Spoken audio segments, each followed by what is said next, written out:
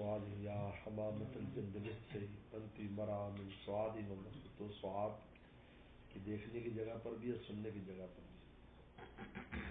چاند کو دیکھنا اور یہ بڑا عجیب. ایک حضرت والا کے دوست تھے حیدرآباد کے، باب نگر بھی کبھی آتے تھے وہ. تو ایک دفعہ انہوں نے سنا کہ حضرت کے جو نا وہ خلیفہ ہے وہ یہاں رہتے ہیں، تو ملنے کے لیے آئے. تو ایسے اس وقت میں یہ سفر کر کے گیا تھا حضرت کے ساتھ میں یہاں کا. تو میں نے ایسے سارا ذکر کیا بھی حضرت کے ساتھ ایسے ہوا، ایسے ہم نے بتایا، اشکانہ انداز بتایا.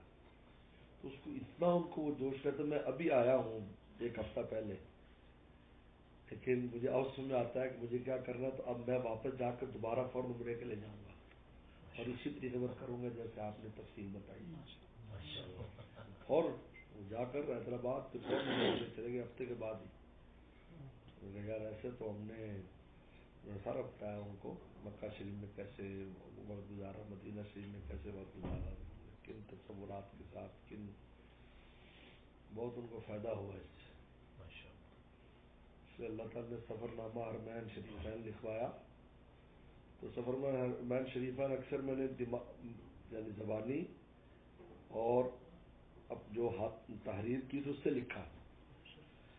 تو میر صاحب بہت کوشش کرتے رہے لکھنے کی. سفر ان کے وقت کیسٹیں تھی 10، بڑی کوشش کی لیکن ان سے نہیں لکھا گیا.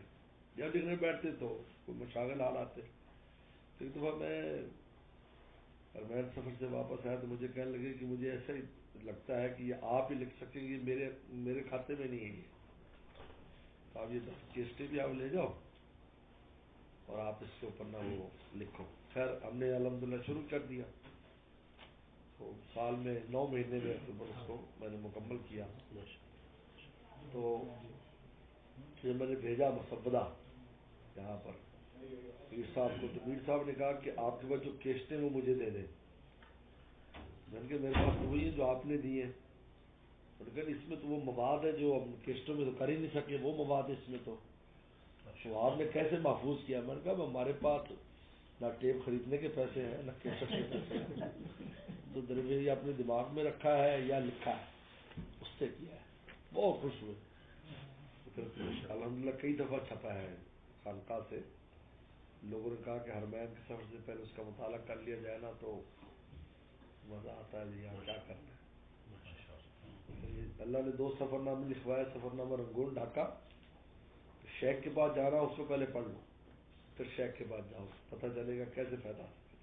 مولانا مفتی عبدالحمید صاحب نے مجھے خود کہا ساؤتھ افریقہ والے کہ میں جب بھی حضرت کے پاس آتا ہوں پہلے پورا پڑھتا ہوں اس کو پھر میں آتا ہوں. مجھے اتنا فائدہ ہوتا ہے. اور حرمین شریفین کا یہاں آنا ہو اس کو پہلے پڑھ لو.